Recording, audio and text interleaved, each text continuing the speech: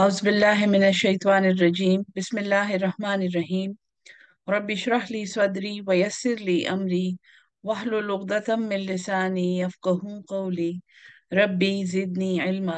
बिस्मिल्लाहिर्रहमानिर्रहीम। अस्सलाम वालेकुम। Welcome to session 13। आज इंशाल्लाह सूरह अल बकरा की आयत नंबर 63 से शुरू करेंगे। मैंने आपको बताया था कि 62 पूरी रिवाइज की थी मैंने आपके साथ, आपको मैंने गौर करने की दावत दी थी और उम्मीद है कि आप लोगों ने खुद से अपनी तहकीक की होगी इस आयत पे, इसको देखा होगा और इसकी अहमियत को सोचा होगा। 63 से शुरू करते हैं इंशाल्लाह।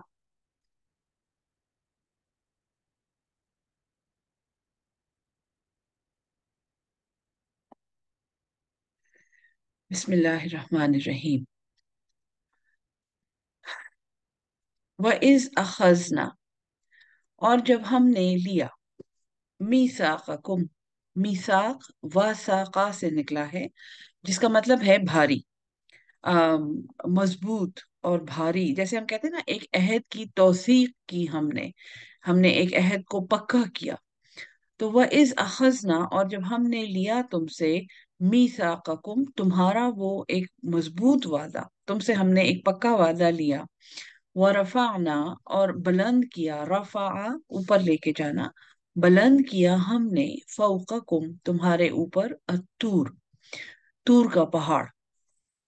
ये बनी इसराइल की तारीख का एक मशहूर वाकया है जो इनकी किताबों में रिकॉर्डेड है कि इन्होंने अल्लाह ताला इनसे नाराज हुआ इनकी नाफरमानियों की वजह से, और इन्होंने फिर तौबा इस्तगफार की, क्योंकि इनको ये कहा गया इनके उस वक्त के पैगंबर के थ्रू कि अगर तुम लोगों ने और गालिब इम्कान है कि वो हजरत मूसा थे, कि तुम लोगों ने अगर दोबारा अतात ना इख्तियार की और तौबा ना की तो कोहे तूर तुम्हारे ऊपर गिरा दिया जाएगा, तुम्हें इसके नीचे क्रश कर दिया जाएगा। तो इन्होंने फिर तौबा किया और जो शरीयत इनको दी गई थी उसकी डिमांड थी इनसे कि इसके तकाजे पूरे करो। खुजू मा आतैनाकुम, तुम पकड़ लो, तुम। और खुज का मतलब है, जैसे अखजना, अल्लाह कहता है हमने तुमसे लिया, हमने तुमसे रिसीव किया। तो उनको कहा जा रहा है, उनसे डिमांड की जा रही है कि खुजू, तुम पकड़ो, तुम लो, मा आतैनाकुम, जो अता किया हमने तुम्हें, बेकुव्वतिन, पूरी मजबूती से, पूरी कुव्वत के साथ। और इसका ये मतलब है कि अल्लाह ताला की शरीयत जब आ जाती है तो सिर्फ जबान से उसका इकरार नहीं होता कि वाह वाह वाह वाह कितने अच्छे अहकामात हैं, कितने हिकमत से भरे हुए अहकामात हैं। एक दफा जब अल्लाह की शरीयत आ जाती है तो फिर हर एक रिसोर्स जो इंसान के पास होता है, चाहे वो उसका अपना जिस्म है, चाहे वो उसकी अपनी हिस्सियात हैं, सोच है, उसका इल्म है, उसका माल है, उसके आज़ाओ जवारे हैं, पूरा सब, पूरा सिस्टम अल्लाह ताला की अताअत में दाखिल होना चाहिए। इसीलिए कुरान की डिमांड है कि उदखुलू फिस्सिल्म काफ़ा, पूरे के पूरे तुम सलामती में दाखिल हो जाओ। एक दफा जब तुमने इकरार कर लिया है, एक दफा जब तुमने अल्लाह की शरीयत एक्सेप्ट कर ली है, जैसे हमने कुरान को एक्सेप्ट किया हुआ है, तो फिर खुजू मा आतैनाकुम बिकुव्वतिन, इसमें जो कुछ है जो हमने तुम्हें दिया है उसे मजबूती से थामो। वस्कुरू मा फी है, और याद रखो। जिक्र को इसीलिए जिक्र कहते हैं ना कि वो बार बार याद करने का नाम है। तो जकरा वस्कुरू माफी है, और जो कुछ इसमें है उसे याद रखो, लअल्लकुम, ताकि तुम, तत्तकून, तकवा की चाबी हमें चाहिए ना। शुरू में हमें कुरान में कहा गया कि हुदल लिल मुत्तकीन, ये मुत्तकियों के लिए हिदायत है। तो अल्लाह के तकवा, लअल्लकुम तत्तकून वाले अहकामात को बहुत ज्यादा गौर से देखने की जरूरत है। ये वो अहकामात हैं जो हमें मुत्तकी बनना सिखाते हैं। तो इस आयत के मुताबिक अल्लाह ताला की तरफ से आने वाली मुसीबतें, अगर वो कोई सजा हो, अगर वो अल्लाह की नाराजगी का मजहर हो, तो वाहिद तरीका उन उन हालात में तकवा इख्तियार करने का क्या है? अल्लाह ताला की भेजी हुई शरीयत, उसके भेजे हुए अहकामात को मजबूती से थामना। और मजबूती से थामने का मतलब ये है कि उनको खुद मानना उनका अपनी जिंदगी में जारी करना, उनको अपनी जिंदगी में प्रायोरिटी बनाना, और फिर उनको आगे पहुंचाना। सुम्म तवल्लैतुम मिन बादि ज़ालिक, फिर तुम फिर गए इसके बाद। ये तो इस कौम की आदत थी, जैसे हमारी कौम की आदत है। हर रहमत के बाद हम भूल जाते हैं कि ये रहमत जहां से आई है वहां से जहमत भी आ सकती है, और अगली जहमत का इंतजार करते हैं। हम्म। सुम्म तवल्लैतुम मिन बादि ज़ालिक, फिर तुम फिर गए इसके बाद। फलौला, बस अगर नहीं, फजलुल्लाहि अलैकुम, अल्लाह का फजल तुम पे होता, व रहमतुहु, और उसकी रहमत। तो अभी अल्लाह का फजल और रहमत जारी है, क्योंकि अभी बनी इसराइल की कहानी जारी है। लकुन तुम, अलबत्ता तुम तो थे, मिनल खासिरीन, खसारा पाने वालों में, नुकसान उठाने वालों में, तुम तो थे ही ऐसे लोग।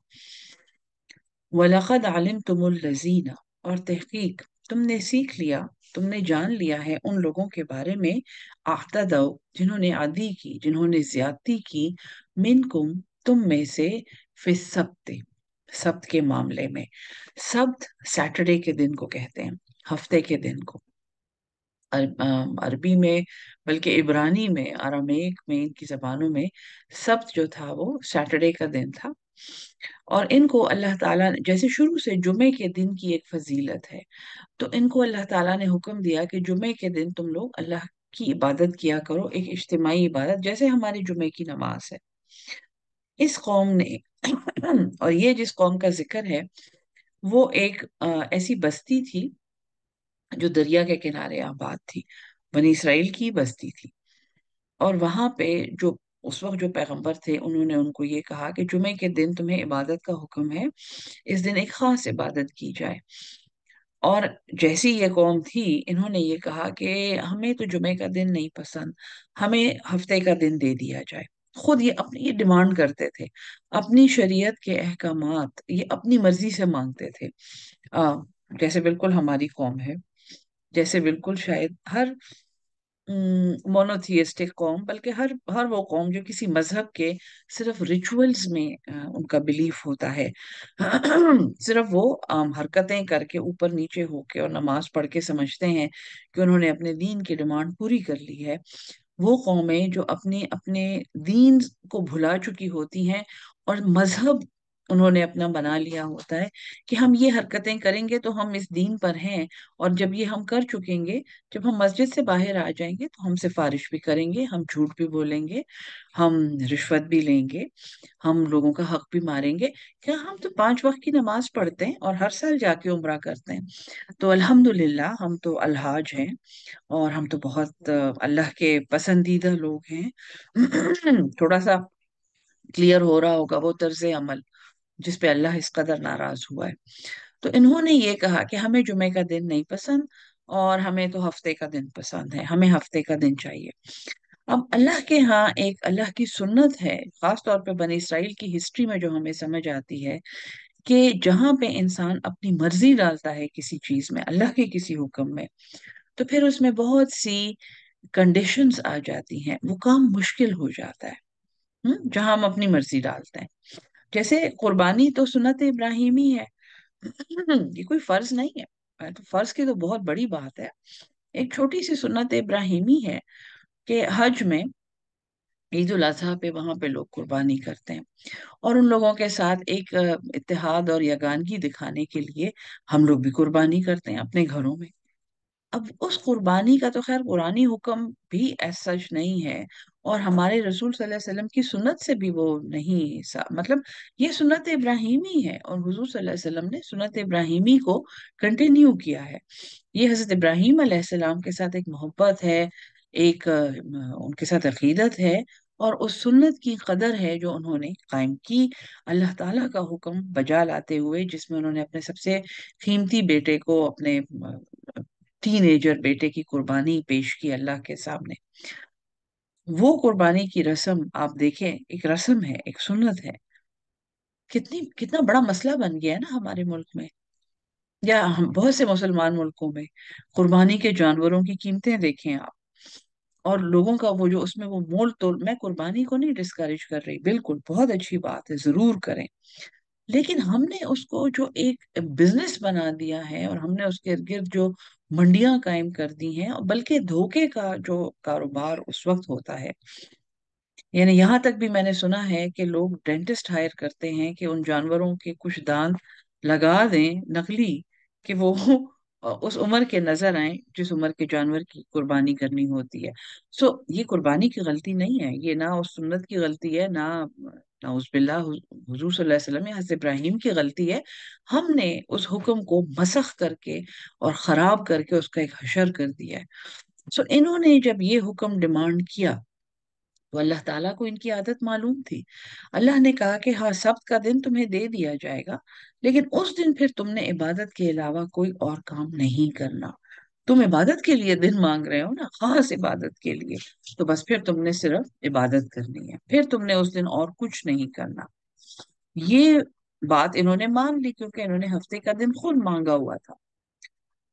جب وہ دن ان کو ملا ہے تو یہ سب ملاح تھے، یہ سب کشتیاں چلاتے تھے اور یہ مچھلیاں پکڑتے تھے. یہ ان کی گزر بسر مچھلیاں پکڑ کے ان کو آگے بیچنے پہ ہوتی تھی. اس بستی کے لوگوں نے یہ نوٹ کیا کہ جب انہوں نے ہفتے کے دن مچھلیاں پکڑنی بند کر دی تو اس دن بہت زیادہ مچھلیاں آنی شروع ہو گئیں. ان کو پانی کی سطح پہ مچھلیاں اچھلتی ہوئی نظر آتی تھیں، اور ان کو یعنی ایک آزمائش تھی اللہ کی طرف سے. ان کو ایک ٹیسٹ دیا جا رہا تھا کہ یہ دیکھو، اب تو تم نہیں پکڑ سکتے نا. یا تو مچھلیوں کو پتا تھا کہ اس دن نہیں پکڑی جاتی ہیں. تو انہوں نے کیا کرنا شروع کیا کہ کچھ لوگوں نے تو کھلم کھلا ہفتے کے دن ماہی گیری کرنی شروع کر دی کہ یہ تو ہم مطلب کہ ہماری گزر بسر اس چیز پہ، ہم ایک دن بھی اس میں وقفہ نہیں لا سکتے. حالانکہ انہوں نے خود یہ کنڈیشن مانی تھی. تو بستی تین حصوں میں ڈیوائیڈ ہو گئی. ایک وہ حصہ جو بالکل پانی کے کنارے رہ گیا اور وہ کھلم کھلا جمعے کے دن، ہفتے کے دن بھی ماہی گیری کرتے تھے. ایک بیچ کا حصہ تھا جو خود ماہی گیری نہیں کرتے تھے، لیکن ان کو منع بھی نہیں کرتے تھے. وہ یہی کہتے تھے کہ یہ ہمارے بھائی ہیں، رشتہ دار ہیں، ہمارے ہی قبیلے کے لوگ ہیں، ناراض ہو جائیں گے، ان کی ناراضگی کا خیال رکھنا چاہیے، اور ہم تو ایسا برا کام خود تو نہیں کرتے، تو لیکن ہم انہیں نہیں منع کر سکتے. اور ایک بالکل پرلے کنارے پہ لوگ چھوڑ کے باہر چلے گئے. یہ وہ لوگ تھے جن کو معلوم تھا کہ ہم بہت نافرمانیاں کرتے ہیں اور اللہ تعالیٰ ہم سے ناراض ہوگا اور ہم پہ عذاب آئے گا. اور وہ ان لوگوں کو برا کہتے تھے جو یہ کام کرتے تھے، خود بھی نہیں کرتے تھے، یعنی امر بالمعروف اور نہیں انل منکر کرتے تھے. نتیجہ یہ ہوا کہ اس بستی پر عذاب آیا، اس کو وارننگ آئی کہ جی جو لوگ تو نہیں کرتے وہ تو بچ گئے، جو نہیں منع کرتے اور جو کرتے ہیں ان پر ایسا عذاب آئے گا کہ ان کو مسخ کر کے بندروں کی شکلیں ان کی بنا دی جائیں گی. بڑا ہی ایک دہشت ناک عذاب تھا، اور وہ اس عذاب کی باقاعدہ روایات موجود ہیں تورا میں اور ان کی تاریخوں میں، اور وہ پڑھنی چاہیے. بہت ہی عبرتناک اور دردناک عذاب تھا وہ. جب گھر میں صبح اٹھ کے وہ دیکھتے تھے کہ گھر کے کچھ لوگ مسخ ہو چکے ہیں اور اب 2-3 دن میں یہ ختم ہو جائیں گے. سو یہ تھا کہ فَقُلْنَا لَهُمْ، پس ہم نے ان کو کہا، کونو، تم ہو جاؤ، قردتن، بندر، خاسئین، ذلیل، بے عزت، بے وقت. تو اس قوم پہ یہ عذاب آیا. اور یہاں نوٹ کرنے کی بات یہ ہے کہ جو لوگ وہ کام کرتے تھے اور جو انہیں منع نہیں کرتے تھے، ان دونوں پہ عذاب آیا تھا. یہ بہت ہی امر بالمعروف اور نہی عن المنکر کی اس سے زیادہ خوفناک مثال، اور اس کے نہ کرنے پہ اس سے زیادہ خوفناک عذاب، اس کی مثال قرآن میں نہیں ہے. فجعلناہا، پس ہم نے اسے بنایا، نکالن، ایکسکیوز می، نکالن لما، ایکسکیوز می، تھوڑی دیر کے لیے میں یہاں رکتی ہوں.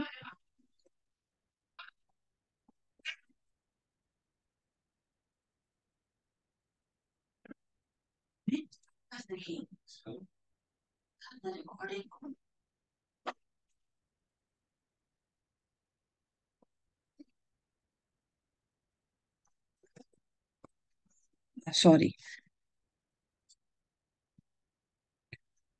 فجعلناہا، پس ہم نے بنایا اسے، نکالن، ایک عبرت، لما، اس کے لیے، بین یدیہا، جو سامنے والوں کے لیے تھا، یعنی جو اسے دیکھ رہے تھے، وما خلفہا، اور جو پیچھے آ رہے تھے، وموعظتن، اور ایک نصیحت، लिलमुत्तकीन, मुत्तकियों के लिए। मुत्तकियों का जिक्र आप बहुत ज्यादा सूरह अल बकरा में देखेंगे, क्योंकि ये वो सूरत है जो छांट फटक के इंसान को ये समझाती है कि मुत्तकी बनने के क्या तरीके हैं और मुत्तकी किन बातों से बचते हैं। क्योंकि मुत्तकी का तर्जुमा पढ़ाते हुए मैंने आपको बताया था कि ये तकवा का मतलब जो है, वकाया का मतलब है बचाव करना। सो ये किन बातों से बचते हैं। वह इस काल मूसा, और जब कहा मूसा ने लिकौमिही, अपनी कौम को, इन अल्लाह, बेशक अल्लाह, या अमुरुकुम, वो तुम्हें अमर देता है, अंतस बहु बकरा, ये कि तुम जिबा करो एक गाय को। पूरी कहानी आपके सामने मैं पढ़ूंगी और फिर इससे हासिल होने वाले सबक पढ़ेंगे। कालू, उन्होंने कहा, अतत्तखिजुना, क्या तुम बनाते हो, हुजुवन, मजाक, क्या तुम हमसे मजाक करते हो। काला, हजरत मूसा ने कहा, आऊज़ु बिल्लाह, मैं अल्लाह की पनाह लेता हूँ, अन अकून मिनल जाहिलीन, ये कि मैं हो जाऊं जाहिलों में से। दीन के मामले में किसी हुक्म को मजाक समझना जाहिलों की निशानी है। किसी को ये कहना कि, बल्कि हम लोग तो शायद दीन को फॉलो करने वालों को ये कहते हैं कि ये जाहिल हैं, ये कदामत परस्त हैं।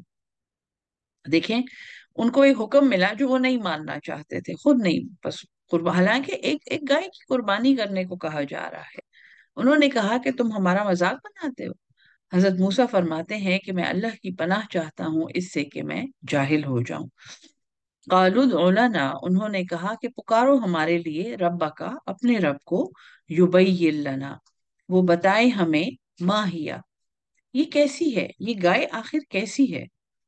काला, हजरत मूसा ने फरमाया, इन्नहु यकूलु, बेशक वो कहता है, इन्नहा बकरतुन, बेशक ये गाय, ला फारिजुन, ये ना बूढ़ी है, वला बिक्र, और ना ही बहुत छोटी है। ना तो ये बछिया है और ना ही ये बहुत ही बूढ़ी है। यानी अब शुरू में सिर्फ एक गाय थी। आप नोट करें, जब उन्होंने पहला सवाल किया तो गाय पे उम्र की कैद लग गई। ये खास उम्र की गाय है। आवान बैन ज़ालिक, ये जवान है इसके दरमियान। अगर वो पहले हुक्म पे कुर्बानी कर चुके होते, तो चाहे वो बच्चिया होती चाहे वो बूढ़ी होती, कुर्बानी की शर्त पूरी हो चुकी होती। फफालू मा तो उमरून, तो कर गुजरो जो तुम्हें अमर किया जाता है। खालुद ओलाना, उन्होंने कहा कि पुकारो हमारे लिए रब्बा का, अपने रब को, युबय्यिन लना, वो बयान करे हमारे लिए, माला नुहा, इसका रंग कैसा है। काला, हजरत मूसा ने फिर जाके पूछा और आए। और इनकी रिवायात में यह है कि एक एक सवाल के जवाब को हासिल करने में भी शायद साल लगते थे। वो जाते थे कहीं और अल्लाह से पूछते थे और फिर आते थे। ये एक इसराइली रिवायत है। लेकिन उन्होंने पूछा, काला, उसने कहा, इन्नहु यकूलु, बेशक वो कहता है, इन्नहा बकरतुन, बेशक कि वो गाय, सफरा, वो जर्द रंग की है। सूरह बकरा जब शुरू हुई थी तो मैंने जर्द रंग की गायों की इमेज आपको दिखाई थी, क्योंकि ये इसकी मरकजी कहानी है। और अभी मैं आपको समझाऊंगी कि वो गाय गहरे पीले रंग की है, फाक़िउल लौनुहा, बहुत गहरा रंग है उसका, तसुर्रुन नाज़िरीन, अब बहुत अच्छी लगती है देखने वालों को।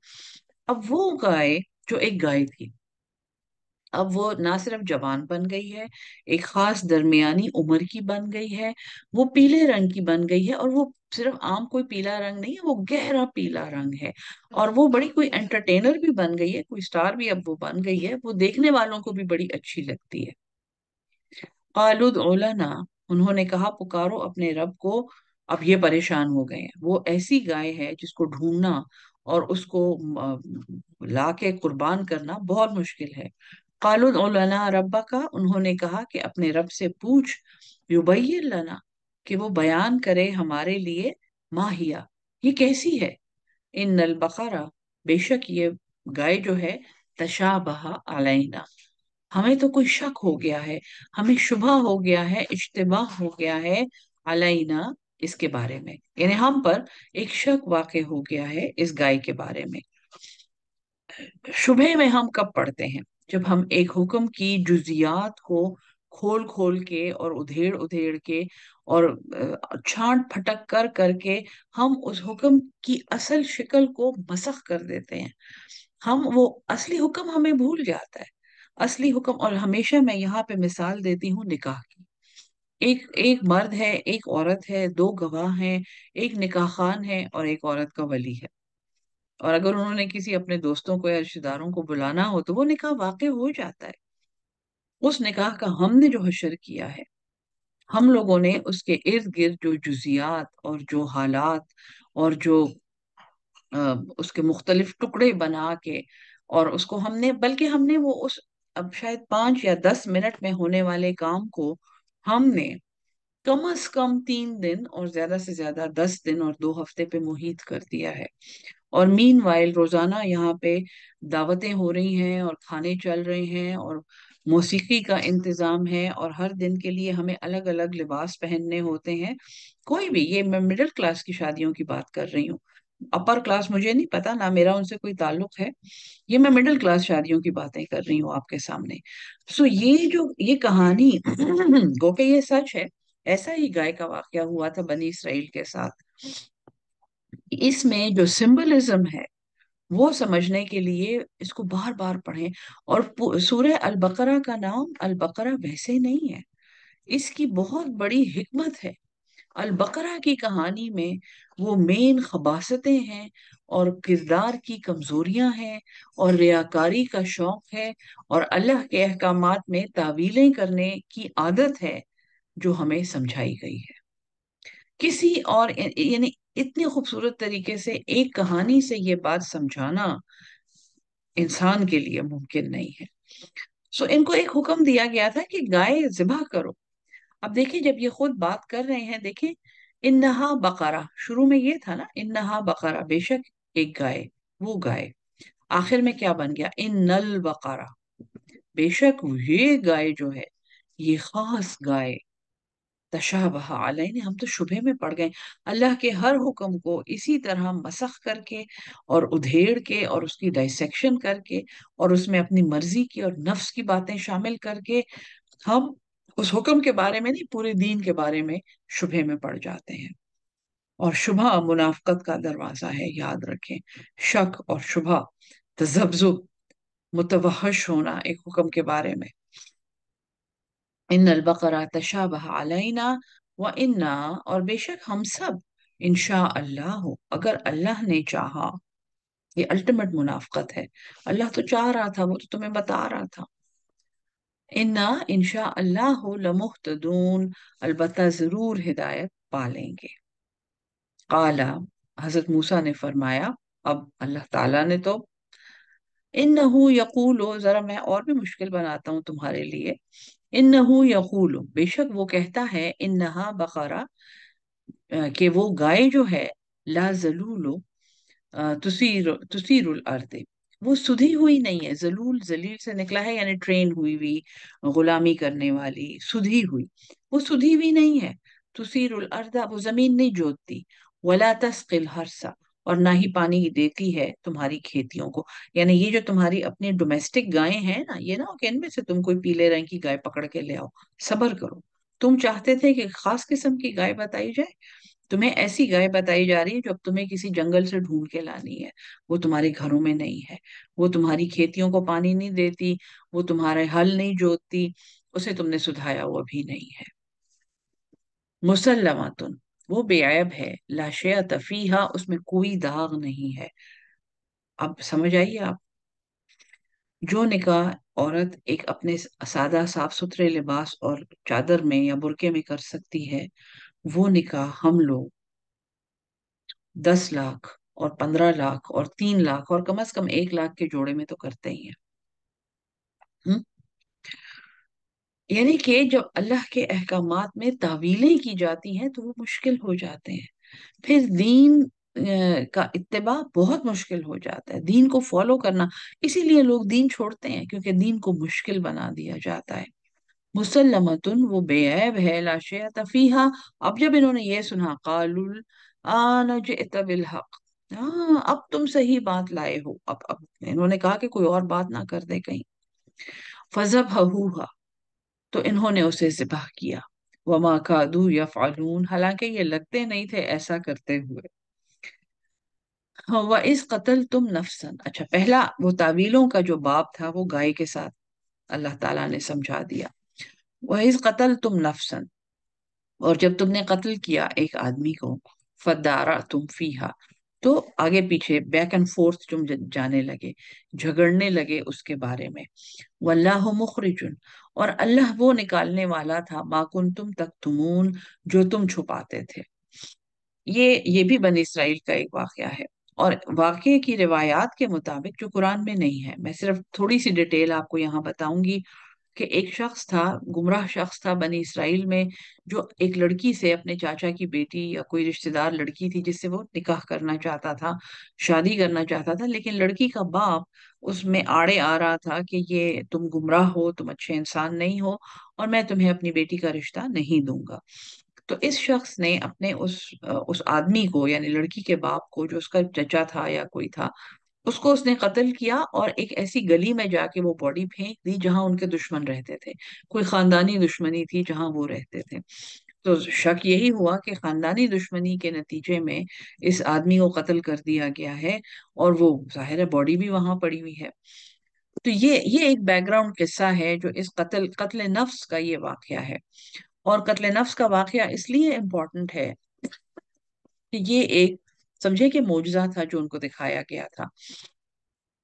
تو اللہ وہ نکالنے والا تھا جو تم چھپاتے تھے، تم تو اس طرح کی حرکتیں کرتے ہو، اور معصوم پہ، بے قصور انسان پہ تہمت لگا کے اپنے آپ کو بچانے کی کوشش کرتے ہو۔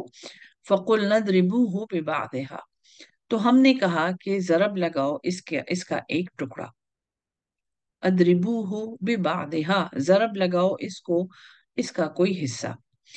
اب یہاں پہ دو انٹرپریٹیشنز ہیں، ایک تو وہ جو گائے انہوں نے ذبح کی تھی اس کا کوئی حصہ اس مقتول کے جسم پر لگاؤ، اور روایات میں یہ ہے کہ وہ اٹھ کے بیٹھ گیا اور اس نے اپنے قاتل کا نام بتایا، اور ہوا بھی ایسا ہی ہے، یعنی کوئی ایسا کام کیا گیا جس کے بعد اس مردے نے اٹھ کے اپنے قاتل کا نام بتایا ہے، اور وہ پھر ختم ہو گیا۔ دوسری بات یہ ہے کہ یہاں پہ گائے کا ٹکڑا مارنا یہاں نہیں بتایا گیا کہ گائے کا ٹکڑا تھا، ہاں اس کے اوپر کوئی حصہ کوئی مارا گیا، اس کا کوئی ٹکڑا مارا گیا۔ امپورٹنٹ بات یہاں پہ یہ ہے کہ یہاں پہ اس کو گائے کا حصہ نہیں سمجھنا چاہیے، کیونکہ اس ترجمے میں گائے کا ذکر نہیں ہے، گائے کا قصہ گزر چکا ہے، اور گائے کے قصے میں جو سبق تھا وہ ہم نے سمجھ لیا ہے۔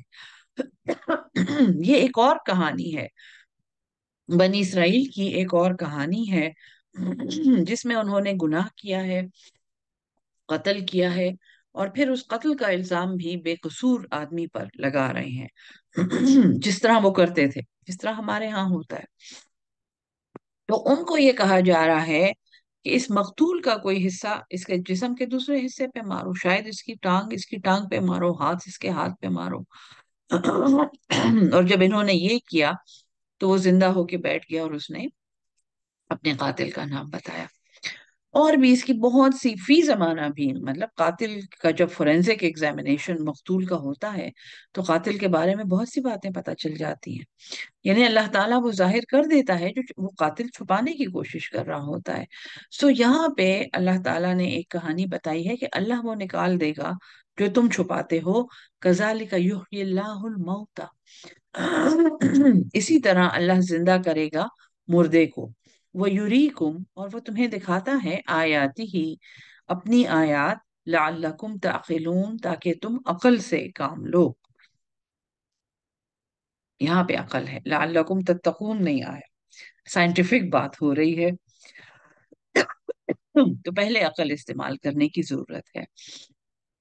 ثم قست قلوبکم، پھر سخت ہو گئے تمہارے دل، قست قساوت، سخت ہو جانا، اندر سے سخت ہو جانا، من بعد ذالک، اس کے بعد، فہیا، گویا، پس وہ، کل حجارہ، کا مانند، حجرہ پتھر، حجارہ اس کی جمع ہے، گویا وہ پتھر جیسے تھے، او اشد قسوہ، یا وہ اس سے بھی زیادہ سخت ہو گئے، کہ تم نے اتنی ساری اللہ کی نشانیاں دیکھی، بقر کا واقعہ تمہارے سامنے گزرا، قتل نفس کا واقعہ تمہارے سامنے گزرا، من و سلوہ تم پر برسا، غمام تم پر اللہ تعالیٰ نے قائم کیا، یہ سب کچھ تم نے دیکھا، پھر بھی تمہارے دل سخت ہو گئے، تمہارے دل اللہ کے لیے اور اس کے حکم کے لیے نرم نہیں ہوئے۔